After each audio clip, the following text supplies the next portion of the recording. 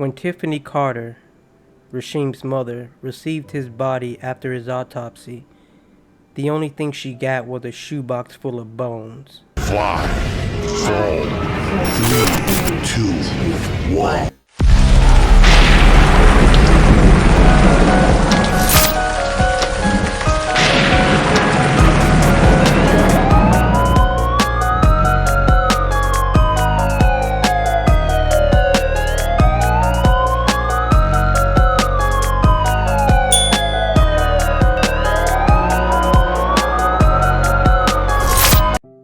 Good evening, YouTube. This is Rich with No Names Media. I hope you all are doing pretty good out there. And what I have for you today is some big information, two interviews. The first interview is with the gentleman who's assisting Tiffany Carter, Rasheem Carter's mother. He's assisting her with getting justice for her son, with the body, and getting answers concerning his situation. If you're not familiar, I recently did a story about a week or two ago about a young man named Rasheem Carter. He's the gentleman who was working in Mississippi. I believe he lived in Georgia, but he was working out there in Mississippi in order to get his fish business back on the ground after the pandemic and it shut down. And while he was out there in Mississippi, he ran into some gentlemen who he worked with, and they had an issue, and so he contacted his mother because he was concerned with his life, and his mother have never heard from him again. A month after his mother received that phone call and text message from her son, concerned about his safety with the people he worked with, his body was found. Now, this situation happened in 2022. His body was found in November. He went missing in October. Almost to the day, almost exactly a month after he went missing, his body was found. His body was found dismembered. His head was disconnected from his body, and his spinal cord was disconnected from his head. The police out there in Mississippi said that they blamed it on wild animals who found his corpse and was feeding on his corpse. So the entire situation, the police said, it's no foul play. They're not giving their idea of how this young man died, even surrounding the circumstances of him fearing for his life, him going to the police 2 or 3 times asking them for help because he was concerned for his safety. People were following him, and he felt they would do him harm. Even after all those things happening to Mr. Carter, the police still said, after his body was found in the state that it was natural causes, or more rather unsuspicious. So the first interview we're going to watch, as I said before, is the family friend who's helping the mother.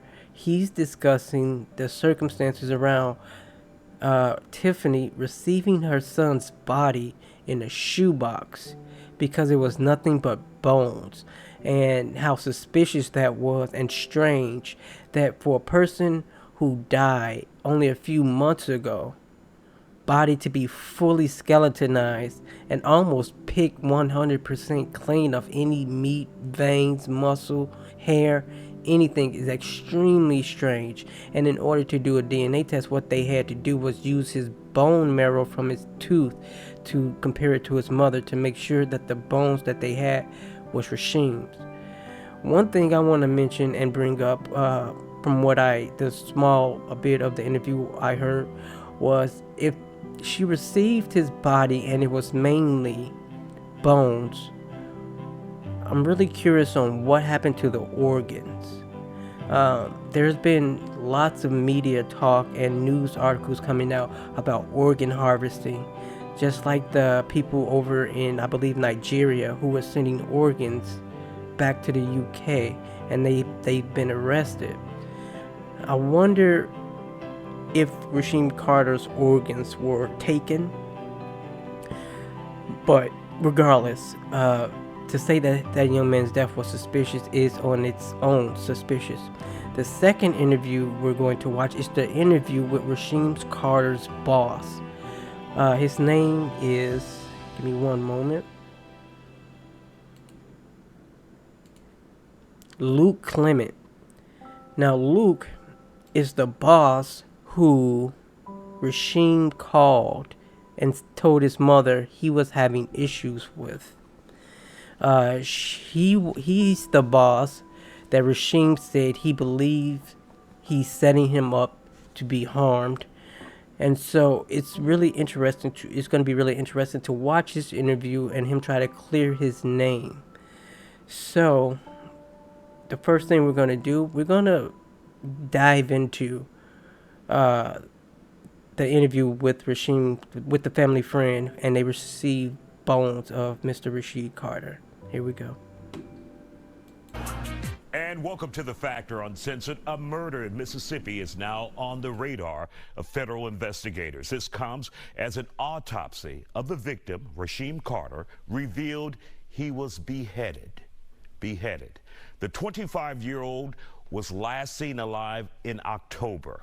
Now, parts of his body were found in the woods a month later, and another haunting detail. His family says Carter went to the local police department and reported being scared for his life. He believed a group of white men were following him. My next guest has been intimately involved in this case. Joining me now, Ben Crump law investigator, author Silky Slim Reed. It's just mind-blowing to see this kind of case happening, Arthur. And it's my understanding he last talked to his mother on the phone October 1st, and he warned her. He was saying that there were some issues with his employer, right? Yes, with his employer, and then he said that 3 trucks of white men had started following him, and then he texted his mom saying that if anything happened to me, so-and-so has something to do with it. He have these men trying to kill me. And then he was also caught on a deer camera in the woods with a large stick on his shoulder, and his shirt was ripped off of him, and he had bruises on him. So someone was after him, and someone was chasing him. It sounds like a hunt. Yes. They're hunting him. They're hunting him, that's right. And he was seen on that deer camera, and that photo that was on that deer camera, even though they knew he was missing, was circulated through the town at a truck stop during breakfast time, and people were talking about it. And finally we found out that he was hunted by someone, and you don't just make accusations about someone's trying to kill you and then come up dead.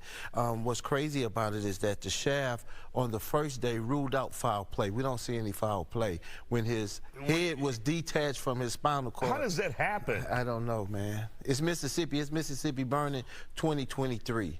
And we're on top of this 24/7. We haven't rested on this case. And think about this, that we've had this case since December, right after the remains were found in November, and couldn't get a news story broke on it. Only a couple of people would show up, only a couple of cameras would show up. So we couldn't get the story broke until now, once we had the images of the remains. And what the state was actually telling us is we're conducting an autopsy, so we're going to turn the body over to y'all as soon as we get through. So when they call and say that they were turning over the body, when I went to Mississippi and it was the size of a shoebox, I was like, what kind of sick joke is this? Wow. And we're looking at exclusive pictures you've provided for us here.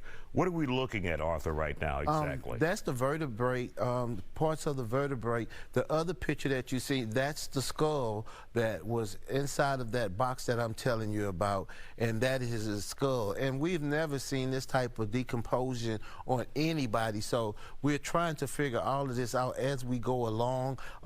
Was any kind of substance used? What has him in the shape that he's at? Because it would actually take, you know, we dig up mummies and there's still skin, there's hair. We don't have any of that. That's a question I had for my producer. I'm like, how can you have a skull in that amount of time? And of course, this has been examined by the pathologist, the medical examiner, and they've positively identified him as this. That's why some of the teeth were missing, because they used the root of the teeth to take DNA and match it to his mom's DNA. So it's positively him, no doubt about that. Now, also what happened is that last week, a whole separate set of remains have been found on another piece of property. Separate individual?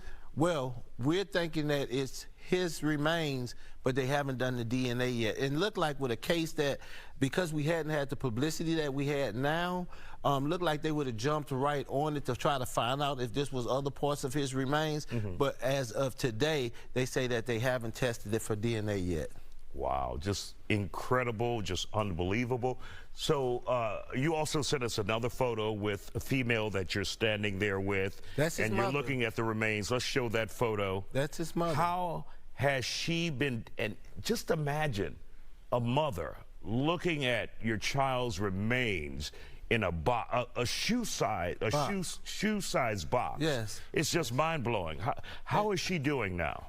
Tiffany is one of the strongest women that we have seen. She said to me the first day that I went to Mississippi, she said, Silky, I'm going to bury my baby, and then it's all about business with me. She said, I don't care if they take my life. It's all about business with me after that. We have to find out who killed my child. And one of the things that was happening is that I promised her, I say, I promise you that we're going to get this broke. And as a team with Crump Law, we never make promises that we can't keep. And it was a horrible feeling for them to have to go through Christmas, New Year's, and we couldn't even get a story. But once we seen these images, we had to sit her down and talk to her, Isaiah, say, listen, I know this may be embarrassing. I know that you may not want to do this, but do you want to release these images to the public? And she said, without a doubt, we have to let them see what they done to my baby. She said, this is my baby. This is her baby child. And reminds us of Emmett Till's mother. Exactly. It reminds you exactly of the same story. The way this young man was lynched, no doubt about it in our mind, he was lynched. I don't care what kind of stories they concoct, he was lynched. And we see the results of that by what we have in the shoebox. In the last 30 seconds that we have, what is it like for you as an investigator for Ben Crump and an investigator in general to hear a black man has been decapitated? For me, it wasn't about being an investigator. It wasn't about working for Crump Law Firm. It was about a father. I got a 25-year-old, and I was like, I'll be damned if I didn't do everything and turn over every leaf that I could turn over to find out what happened to my son. So I took this as my son, and I sleep with that every night. I was tossing and turning, and now I'm starting to ease up a little bit because we're coming closer to actually finding out. We got people on the internet that's talking. We got people that's giving up names. So now we're coming a little bit closer to finding out what happened to Rasheem Carter because somebody's seen what happened to Rasheem. All right, sir. We thank you for coming on The Factor Uncensored, and we appreciate this. And we want to send our best to the family. Just a horrible situation. It is.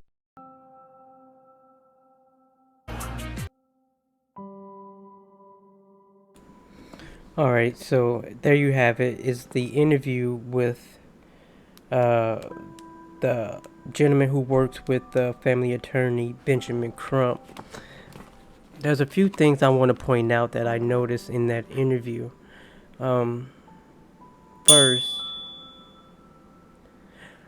he mentioned Rasheem was caught on deer camera. And so I want to show you all that image because not everybody may be familiar with my work or familiar with the previous video that I did on Rasheem. So I just want to give you all a refresher. This is the image being discussed in that interview when Rasheem Carter was saw on deer camera on video. This picture is very important because that's going to tie into something else I want to show you all in a little bit. Another thing that, first, I want to send my condolences. I apologize. I want to send my condolences over to Tiffany. I couldn't imagine not only losing a son, but then having your son murdered.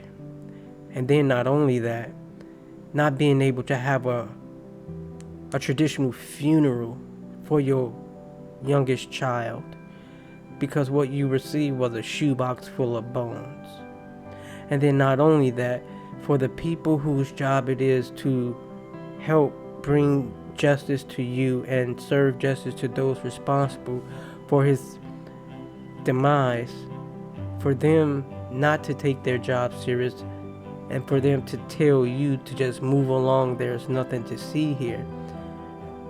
Tiffany has been hit from all sides concerning the death of her son. From all sides, Tiffany has been devastated. But she wakes up every day with more and more determination to find out who's responsible, and I commend her for that. She's extremely brave, and I can hope she continues to be persistent. I, myself, and hopefully many others out there will continue to do our part as best we can to spread the information, to do research, to find out who's responsible, and even to hold those who refuse to do their job accountable. So the next thing I want to talk about is the cleanliness of Rasheem's bones.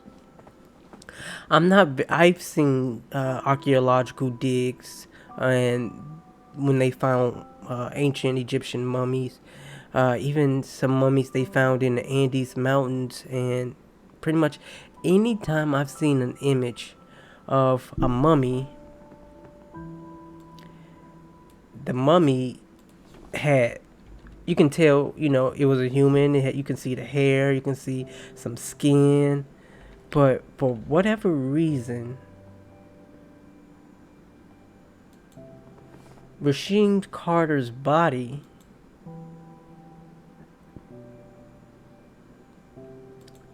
his bones were picked clean. Now look at this. This is a mummy from all of these are mummies from thousands of years ago. And you can still see hair on some of them. You could see skin from some of them. You can see lots of identifying features you can even see what race this person was, what sex the person was. But for some strange reason, when it came to Rasheem Carter, only thing you got was a almost perfect white skeleton. Almost like the skeletons you see in a doctor's office or a science class. And why is that? Why was his body picked so clean?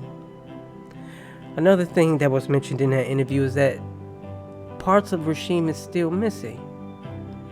He spoke about them finding body parts on a different property a little ways away, but they haven't been identified yet because DNA testing has to be done to see if they match the DNA of Rasheem and Tiffany, his mother. So she got a shoebox full of bones.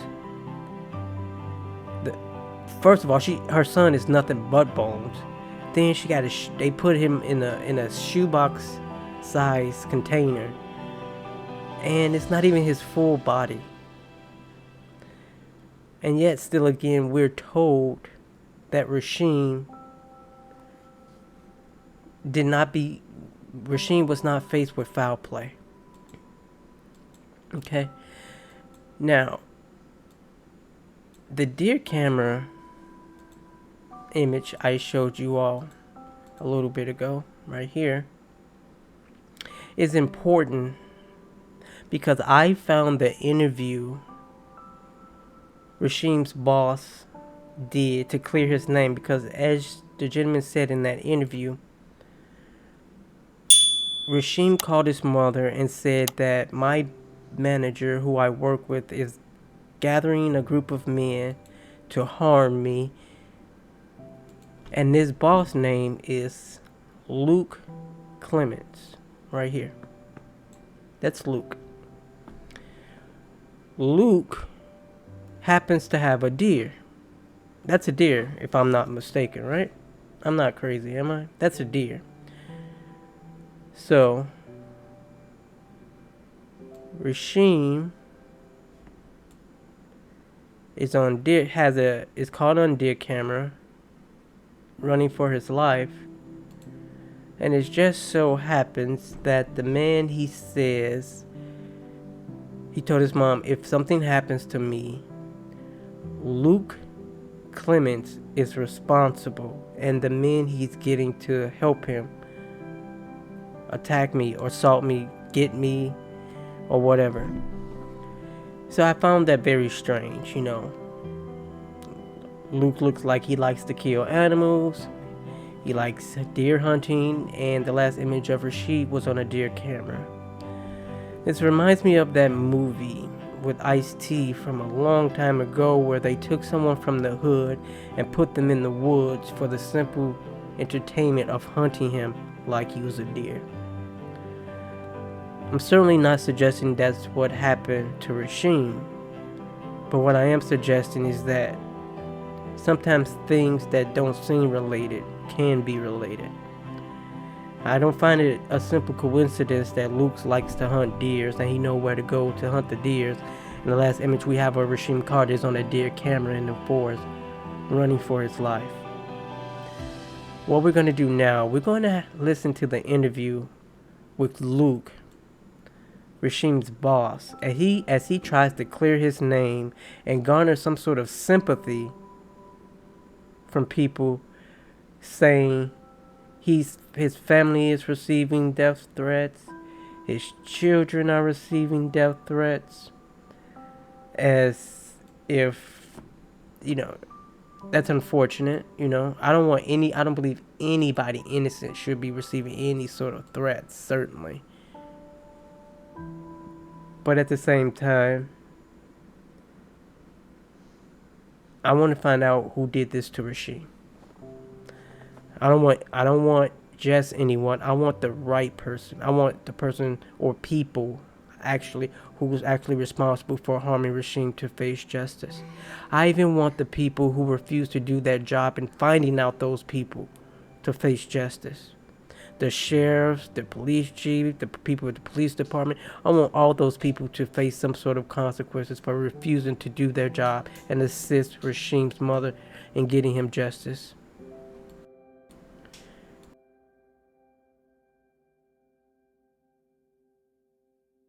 So what we're going to do, we're going to go ahead and get this interview started, okay? And hear what this man has to say. I haven't saw this entire video. I haven't even saw the portion of the video where he's giving an interview.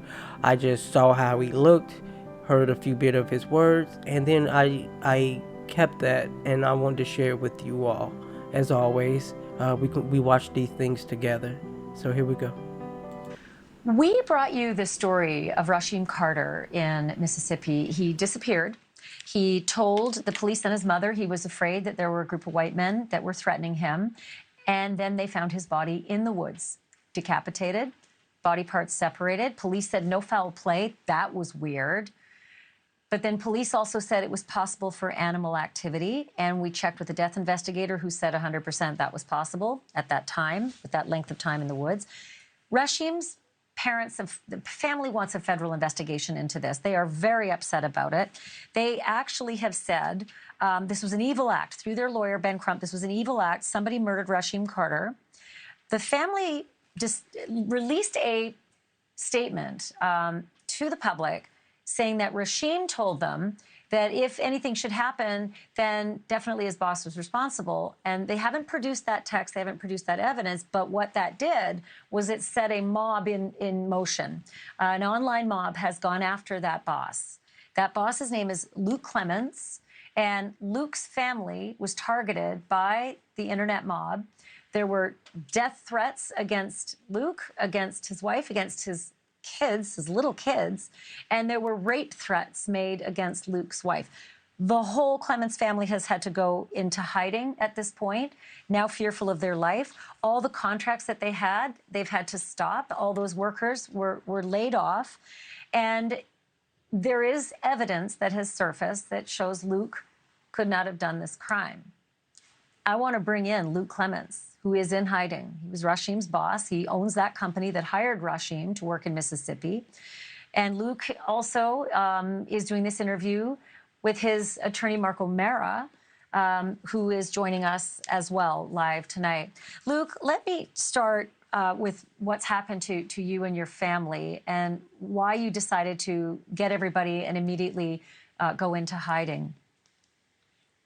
You know, after the national press conference, you know, all throughout the process of the Rasheem case and all, you know, I've continuously, ever since he went missing, have received calls and always receiving things, you know, via the internet and social media. But once the national press conference hit the news, it just got relentless. You know, we started getting death threats. You know, it started being accusations made toward my wife and my kids. And then it was just relentless. I mean, they would call me every minute, every 2 minutes. They'd leave me messages into my voicemails filled up on my phone. Text messages were just horrific text messages, just stating some horrific things that they wanted to do to me and my wife and my children. Um, they've contacted, you know, different family members. Anybody who was associated with me has been contacted. And, you know, it just got to the point where I felt like it was the safest thing to do to be to just take my family out of the picture. Let me read some of the text messages that you have received from this online mob. Okay, I'm going to start here. And there are some things I've had to obviously redact because they are so horrendous. Yes, You ma'am. and your family will suffer, and your kids will suffer for the rest of their life. The next text is, the guy who killed Rasheem Carter is Stephen Luke Clements. Stop waiting on the police to give y'all justice. His wife's name is blank. And of course, they used the name. This next one is, you are being followed everywhere you go. What goes around comes around. This next one is about your wife, and it's a rape threat. I've had to redact it heavily. It says, that pretty little blank of yours will have blank, which is sexually explicit language, when your eyes roll to the back of your head. Don't get caught on here. The next text is about your children. It says, your children will be left on this planet with our race. You better pray to your white God that we have mercy on them. Luke, what have the police done about these threats to you and your family? We've made contact with all the local law enforcement, the sheriffs and all in our county, and they're aware of everything that's going on. They've been very supportive. You know, I've definitely had a lot of support from the local law enforcement. And they've made continuous checks, you know, on our business and our properties and all of the areas that are locally.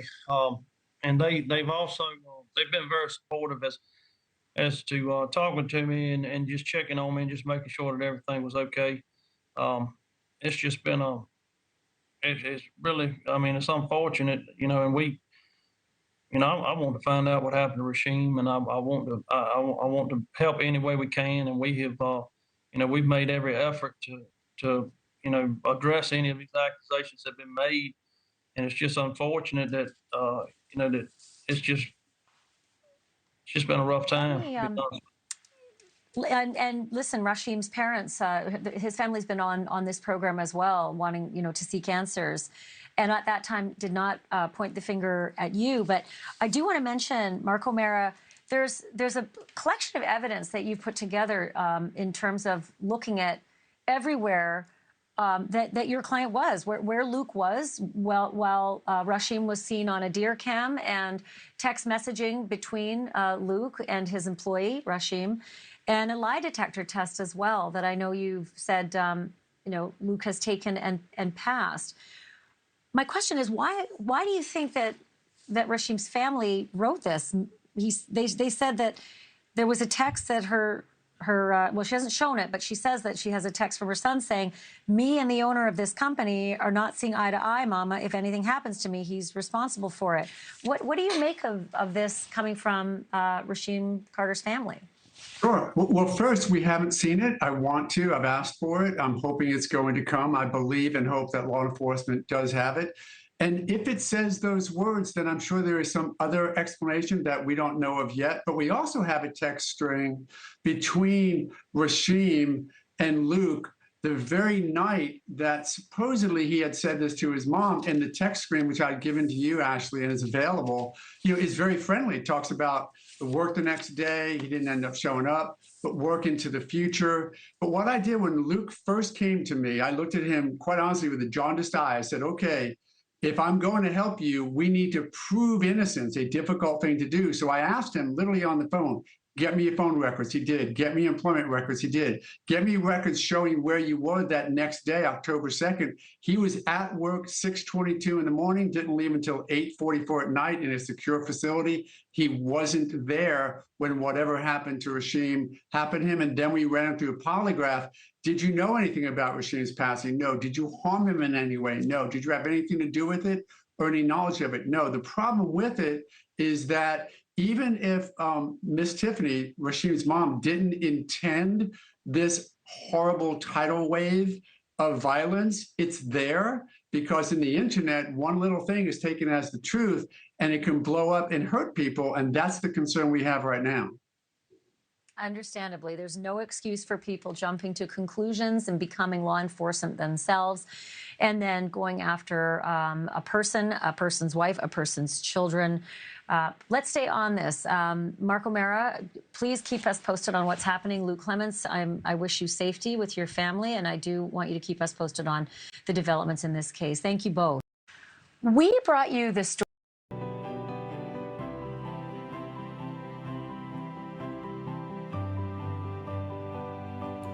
All right.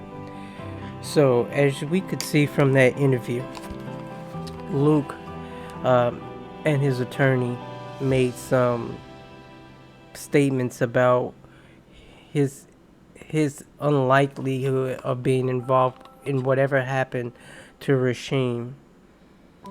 One thing they spoke about was the mother's statements that she made.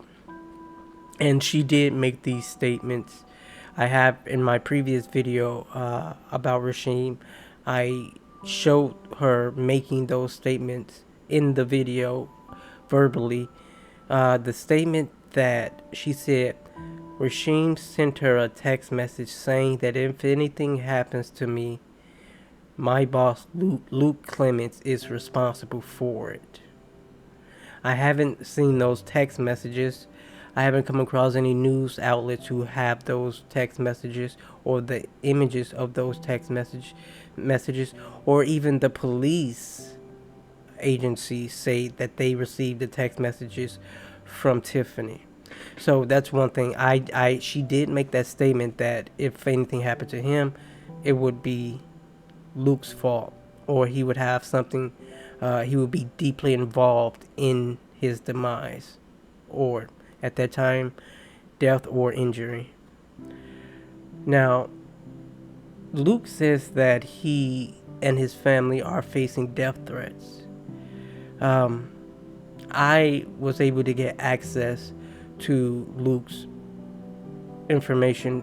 I have his Facebook, I have his wife's name, his children's names, his business name, but all of that is irrelevant. And his wife and children have nothing to do with Rasheem. However, I don't believe that he's innocent. One thing that his attorney said was that Luke went into work at 6 in the morning and got off at 8 o'clock, something like that. And that was around the time whatever happened to Rasheem happened. But in reality, nobody knows when Rasheem died. Rasheem's body wasn't found till a month after he was killed. Well, I'm sorry. Rasheem's body wasn't found till a month after his mother last spoke to him. So Rasheem Carter could have been alive 15 more days, held somewhere, and nobody would know. And so the simple fact that this gentleman, Luke, went to work for 12 hours on whatever particular day does not absolve him from having possible implications in being responsible for Rasheem's death. That makes absolutely no sense. His attorney knows that, but he said it anyway. It's just absolute asinine. Nobody knows exactly when Rasheem died. And it's even harder to find out exactly when he died, considering when his mother got his bones back, she got him in a shoebox and they were clean as the teeth in your mouth. Again, they said Luke took a lie detector test to prove that he had absolutely nothing to do or know anything about the death of Rasheem. And to me, that doesn't matter either. Whether he passed or failed, it would not be admissible in court. If the courts wouldn't accept it, I'm not going to accept it either. That proves absolutely nothing to me. The simple fact that his mother said that Rasheem told me he's having problems with his boss. Rasheem told me that he's getting a posse together, or it seems like he's rallying people to come after me. If something happens to me, he's responsible. I absolutely believe the mother was told that. Now, whether she said she got it in a text message when she didn't, and she got it in the phone call when she did speak to her son, you know, we can have those differences, but I don't see Rasheem's mother not knowing anything about Luke, or probably even his name, making it up and just saying his boss has to be responsible for it. Her son had to tell her, my boss and I have gotten into it, and he's going to have harm done to me. And so I believe the mother. Now, whether she has, like I said, whether she has it in a text or not, I'm not exactly sure, but I haven't seen the text. It could have been in a phone conversation. Another thing I wanted to go over and discuss. Okay. Was the fact that Mr. Luke has quite a few tattoos on his body. Now, in my studies and research and in my learning, I've been taught to pay very close attention to white people and their tattoos. Because sure, as black people, we get tattoos, you know, just like everybody else. White people sometimes get tattoos. Black people get tattoos for that, you know, because of the way it looks. White people and black people, you know, people tend to get tattoos that mean a lot to them. Now, when you get a white man, especially from the South, with lots of tattoos, I just get curious on what his tattoos say. Now, to give you all, and so what I'm going to do, I'm going to try to get images of Luke's tattoos, because the tattoos a person have on their body can be very telling. Okay? It tells you a lot about a person based on the type of tattoos they have. So that's my next move. I have access to his some of his social media, and so I want to see his tattoos. Sam Dobbins is a former police chief out there in Mississippi. Okay? He has nothing to do with Rasheem's case. But Sam Dobbins is on your screen and my screen because of comments he made. Comments that he made was concerning him killing black people, enjoying it. He's done it multiple times, and he likes it.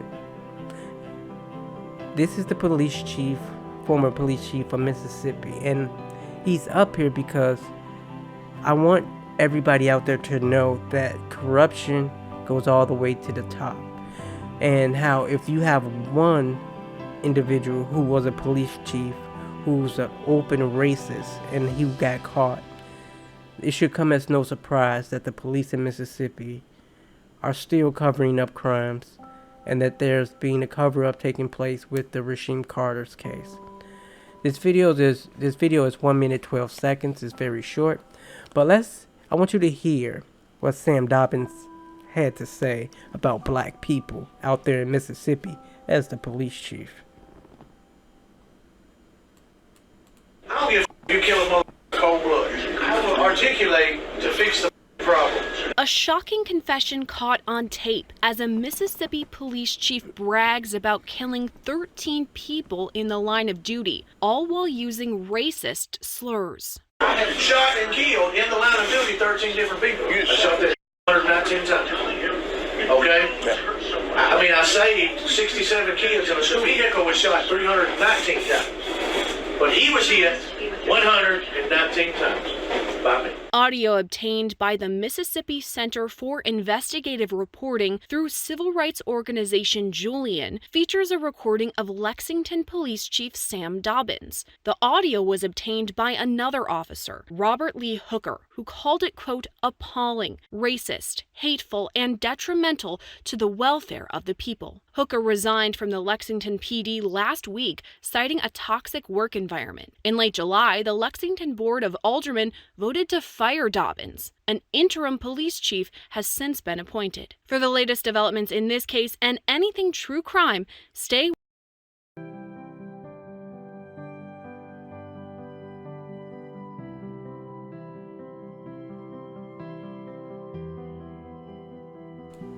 There you have it.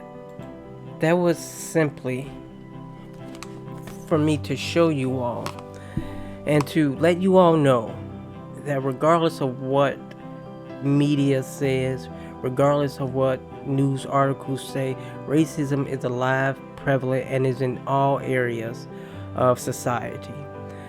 It may be at the lowest levels, and it most certainly is more likely to be at the higher levels, as we've seen with the comments made by the former Mississippi police chief.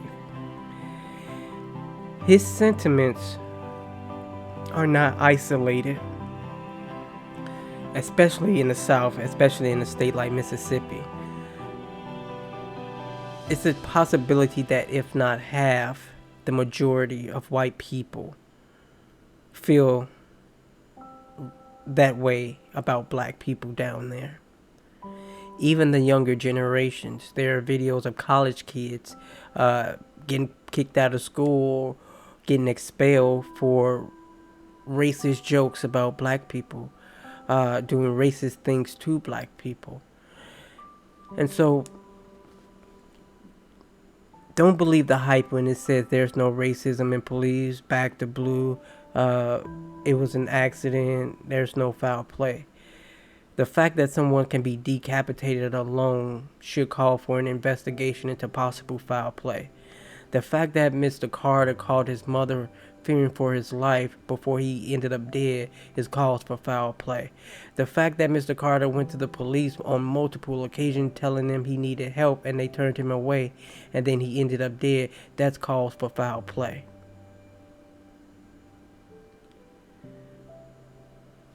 The simple fact that Rasheem is black is cause for foul play. This has been Rich with No Names Media. As always, the more information come out about any case that I cover, the more information I'll be sharing with you. You stay safe out there and stay anonymous.